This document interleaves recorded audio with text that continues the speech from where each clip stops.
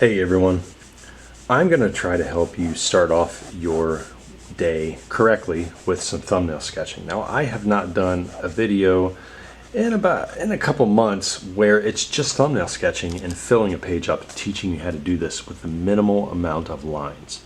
That's what I want you to do today, and that's what I hope you get out of this. And to put that in better words, I'm hoping that you can overcome the fear of making everything look perfect so that you could potentially take one of your doodles and refine it into something that you're proud of. Let's get a pencil, let's get paper, and jump into this. Here's what I want you to do. 5 lines. And I want you to draw them any which way you can. All right, now we're going to go down to the next one. 1, 2, 3, 4, 5. That's pretty weird. It's almost looking like some kind of alien language. It really does. But I'm going to teach you how to make these into creatures. You're probably looking at this and go, there is no way I'm going to do that. But at the same time, even if you suck at drawing, right now as you're watching this, you have no excuse not to do this. Because you got to start somewhere, right? You can't just look at this and go, I'm never going to be able to build that off of just these scribbles. Well, guess what? Hopefully you pick up some information tonight, some nuggets of information that's going to allow you to do that. 1, 2, 3, 4, 5. Okay, let's do the first row real quick. I'm going to teach you how to do this. Without having any prior anatomical knowledge of animals, let's say that those of you watching this are lawyers, mathematicians, police officers, accountants, like who knows, you've never doodled a beast in your life. Look at the shapes and overlaps that intrigue you the most. Right away, I see this weird thing. It almost looks like something used in a hospital, if you know what I mean. Like those of you that are like nurses or doctors or whatever, what is that tool that looks like you would grab coal with it, but it's for operations? I don't know. I just looked at that and I'm going, well, those could be tentacles. We'll see. And I'm also seeing the shape coming out. So lightly, I'm holding my pen very lightly now. Oh, I'm sketching in pen. And I'm hoping that you guys are too, because I don't want you to erase, and there's no excuses with a pen. The lines are down once they are down. I'm going to put a sphere in there. And I have these other weird lines coming off. Now this one is intriguing me. So I'm just going to make that a little thicker. It's almost like a chicken wing. And then this, I don't know what that is yet, so maybe, man, maybe that's an eyeball? I don't know. Let's do that. Let's make that like a big eye. And then this could be like a weird organic leg on the side. Maybe it's hovering. Okay, well, so we have the beginning of what appears to be some kind of mechanical orb, which is neat. The only problem is if it was a creature, there's no back legs to help it stand up. It almost looks like a big-headed alien trying to slide into home base with just its front limbs. Like that's pretty gnarly. But here's what I'll do. I'm going to darken the bottom of this like that. And then I'm going to darken the bottom of the limbs or the appendages. And then I'm going to add in some controlled bursts right there. Dark to light, dark to light. What that does is it helps ground your thumbnail. I want you all to try that right now. If your thumbnail sketch is touching a ground plane, which you don't have to draw these ground planes. I do, just because I'm very picky about what I do with my thumbnails. If they're touching it at the place of contact, I want you to go inside that little corner or whatever it is and outline your shape by pushing harder and releasing the pressure as you go up the shape, and release the pressure to the point where there isn't any anymore. And then the same thing with the ground plane. So you start dark and then you go light. Let's move on to this one and I'll show you that again. So this one almost looks like a little machine. I had no prior wish list on my sketch page. I had no idea if I was going to do little bugs. I didn't know if I was going to do spaceships, mailboxes, who knows. This is the fun part about concept. If you're going to take anything away from this particular exercise tonight, please know that if you just explore without worrying about what it's going to be or what you think it should be later, you actually will surprise yourself at what you can come up with. Even those of you that feel you suffer from aphantasia or you're not creative at all. Those of you that don't know what aphantasia is, it's the inability to see 3D images in your head, like picture them.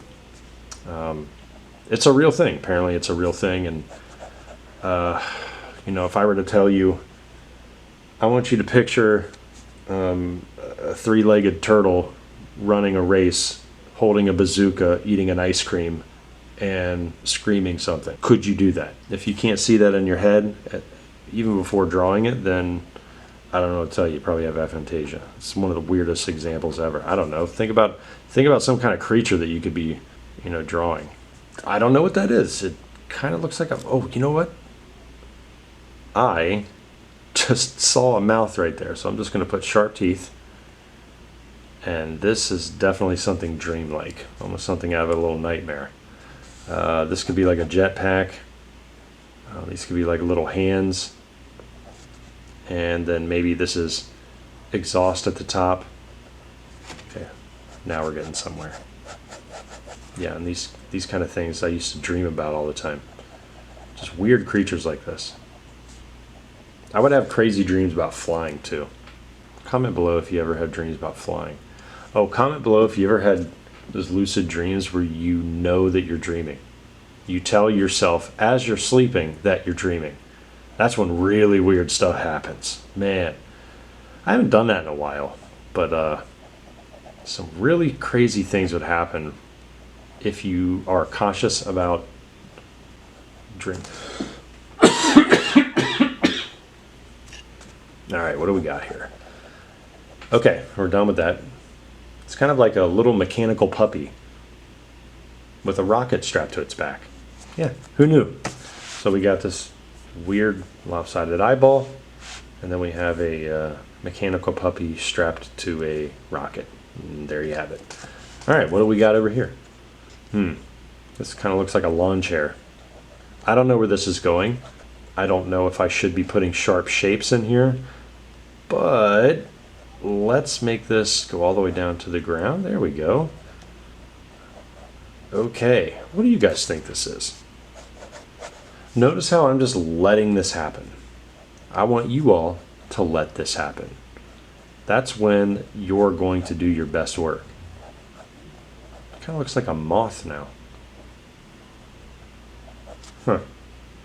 Imagine a spaceship that looks like that. Almost bends up like an accordion. Oh, I'm sorry, I didn't go over this technique again. Well, this one's floating, so that can't. Down here at the ground level, I'm going to do the technique that I used here. So I want you guys to try that again.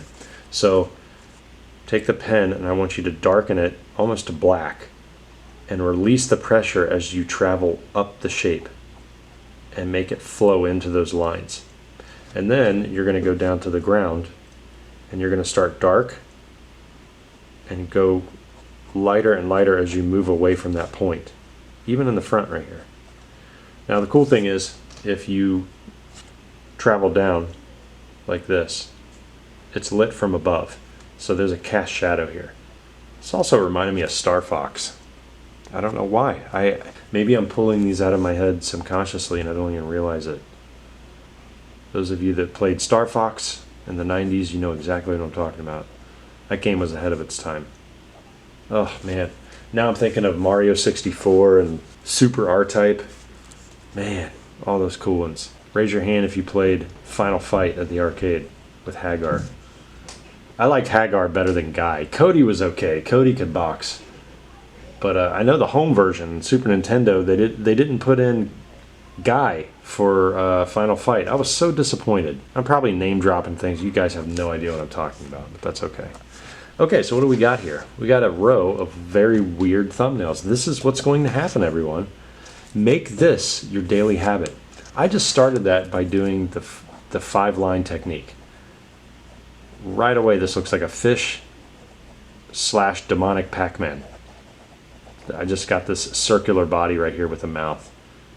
Let's just put some teeth in there with a baseball cap. What is happening? See, this is what happens when you just doodle. A demonic Pac-Man with a baseball cap. There, I'll give him a little eye. Almost like Little Shop of Horrors too. I just make that into a plant. This is so much fun. Okay, so now that you're starting to get a hang of doing these little doodles with minimal amount of lines possible and just letting your mind go, I want you to get into the habit of numbering these. Many people ask, why do I number these? Or why should you number these if you're not going to turn this in for an assignment, if you're not going to even bother finishing the page, you're just doing this to practice. Well, we are working on our presentation skills. Okay, a lot of beginners are very, very bad at presenting their sketches, and even a lot of mediocre artists are too, and intermediates, I should say intermediates, not mediocre. But you need to get into the habit of presenting your work in the best light possible, even in the cruddy stage, like thumbnail exploration. Okay. I always try to imagine my work being shown in front of a panel at a huge conference, and I'm going to lose my job if I don't do it correctly. Like, I know it's a horrible situation to put yourself in mentally, just to try to perfect your presentation, but it works. Like, it makes me go back and wonder, like, hey, what am I not showing that my team would need to see? So just imagine a team being behind you, and 3D artists are going, hey, is that concept thought out? Is it fleshed out? You know, is the page organized? So if you're not here to talk about your work, can you tell us like where, you know, number 48 is going to be? And are you going to choose it? All right, so I really hope that this is helping you. This isn't a huge, monstrous lesson today. This is more of taking your creativity that you didn't know you had, putting it down on paper. Maybe those of you watching this right now are sketching for the very first time. Congratulations. Let me know in the comments below. Let us know what's going on. You know, are you happy with it? Are you frustrated? Or does it feel like you cannot get good no matter how many times you practice? Like, I totally get it. I totally get it. And it's annoying and it's scary, especially if you're changing careers, if you're, you know, you really want to get into this. I just want you to know, if you practice doodling every day, regardless of how good you think you are, you will improve. It's all mechanical. Okay, most of it is anyway. And there is some imagination needed, of course, but it's mechanical until you get it down pat to the point where it becomes second nature. You all can do this. I know you can. There's no excuses, none whatsoever. If you have a headache, if you're tired, draw tired and draw with, well, it is kind of hard to draw with a headache, I'm not going to lie. I hope this helped. Comment below. Let me know what you guys are working on. I will see you all next time. Have fun with this. And put some color on it if you want to. All right. Peace.